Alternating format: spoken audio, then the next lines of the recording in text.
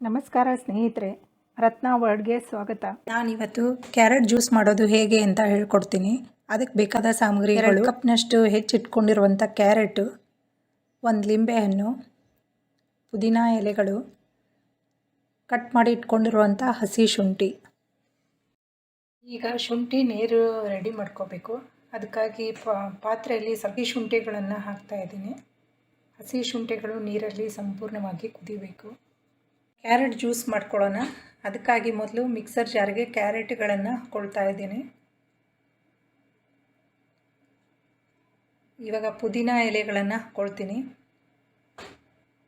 ಪುದೀನ ಎಲೆಗಳಿಂದ ತುಂಬ ಲಾಭಗಳಿದೆ ಸ್ನೇಹಿತರೆ. ಪುದೀನ ಎಲೆನ ಚಟ್ನಿ ಅಂತಾಗಲಿ, ಈ ರೀತಿ ಜ್ಯೂಸ್ ಅಂತಾಗಲಿ ಮಾಡಿ ಕುಡಿದ್ರೆ ಅಸ್ತಮಾ ಇರೋರಿಗೆ ತುಂಬ ಲಾಭ ಇದೆ. ಪಿಂಪಲ್ಸ್ ಇರೋರಿಗೆ ಪಿಂಪಲ್ಸ್ ಕಡಿಮೆ ಆಗಿ ಫೇಸ್ ಮೇಲೆ ಒಂದು ಒಳ್ಳೆ ಹೊಳಪು ಮೂಡುತ್ತೆ. ರೋಗ ನಿರೋಧಕ ಶಕ್ತಿಯನ್ನು ಹೆಚ್ಚಿಸುತ್ತೆ. ನೀರು ಹಾಕ್ಕೊಳ್ತಾ ಇದ್ದೀನಿ.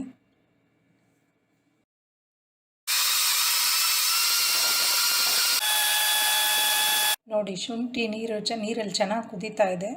ನೀರು ರೆಡಿಯಾಗಿದೆ. ಸ್ಟವ್ ಆಫ್ ಮಾಡ್ಕೊತೀನಿ. ಇವಾಗ ಲಿಂಬೆಹಣ್ಣಿನ ರಸ ಮಾಡ್ಕೊಳ್ತಾ ಇದ್ದೀನಿ. 1 ಗ್ಲಾಸ್ಗೆ ನಾನು ಅರ್ಧ ಲಿಂಬೆಹಣ್ಣು ಬಳಸ್ತಾ ಇದ್ದೀನಿ.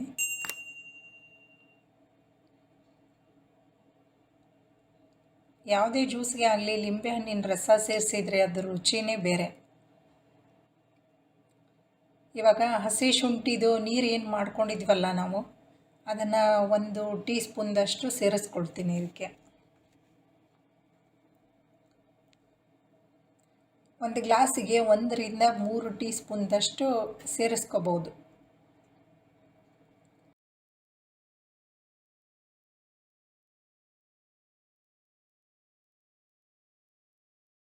ಈ ಕ್ಯಾರೆಟ್ ಜ್ಯೂಸ್ ಕುಡಿಯೋದ್ರಿಂದ ವೆಯ್ಟ್ ಲಾಸ್ ಆಗುತ್ತೆ.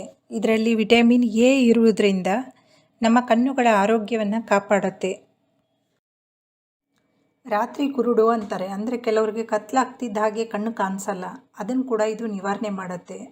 ರೋಗ ನಿರೋಧಕ ಶಕ್ತಿಯನ್ನು ಹೆಚ್ಚಿಸುತ್ತೆ. ಕ್ಯಾನ್ಸರ್ ಬರದಂತೆ ತಡೆಗಟ್ಟುತ್ತೆ. ಬ್ಲಡ್ ಮತ್ತು ಶುಗರ್ನ ಕಂಟ್ರೋಲ್ನಲ್ಲಿಡುತ್ತೆ. ನನ್ನ ಚಾನಲ್ನ ಇನ್ನೂ ನೀವು ಸಬ್ಸ್ಕ್ರೈಬ್ ಮಾಡ್ಕೊಂಡಿಲ್ಲ ಅಂದರೆ ಬೇಗ ಸಬ್ಸ್ಕ್ರೈಬ್ ಮಾಡ್ಕೊಳ್ಳಿ. ಹಾಗೆ ಪಕ್ಕದಲ್ಲಿರೋ ಬೆಲ್ ಐಕಾನ್ನ ಕೂಡ ಕ್ಲಿಕ್ ಮಾಡ್ಕೊಳ್ಳಿ. ಇದರಿಂದ ನನ್ನ ಮುಂದಿನ ವಿಡಿಯೋಗಳ ನೋಟಿಫಿಕೇಷನ್ ನಿಮಗೆ ಮೊದಲು ತಲುಪತ್ತೆ.